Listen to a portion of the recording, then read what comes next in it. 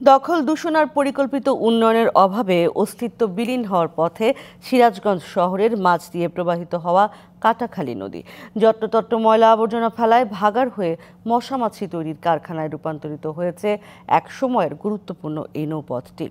নদীটির খনন ও পরিকল্পিত উন্নয়নের দাবি সিরাজগঞ্জবাসীর।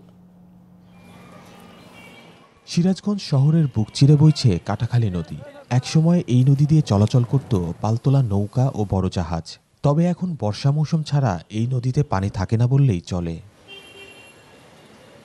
দীর্ঘদিন ধরে সংস্কার না করা ও বিভিন্ন স্থানে দখল আর ময়লা আবর্জনা ফেলার কারণে নদীটি আবারও ভরাট হয়ে গেছে, কমেছে পানি প্রবাহ।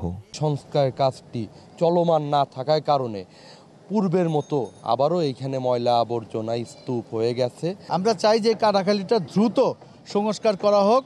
নদীটিকে পূর্বের অবস্থায় ফিরিয়ে আনার দাবিতে জনগণকে সাথে নিয়ে মানববন্ধন সহ বিভিন্ন কর্মসূচি পালন করছে কাটাখালী বাঁচাও আন্দোলন নামে একটি সংগঠন। সিরাজগঞ্জে পাটের নৌবন্দরও প্রতিষ্ঠিত হয়েছিল এই কাটাখালের জন্য। বর্তমানে অপরিকল্পিতভাবে ময়লা আবর্জনা ফেলনের কারণে এই কাটাখালটা আবারও আবদ্ধ হয়ে যাচ্ছে। মূল দাবি হচ্ছে এই কাটাখালকে সংস্কার করতে হবে। জনসচেতনতা সৃষ্টির পাশাপাশি পৌরসভাকেই নদীটির সংস্কার ও উন্নয়নমূলক কাজের আহ্বান জানিয়েছে পানি উন্নয়ন বোর্ড।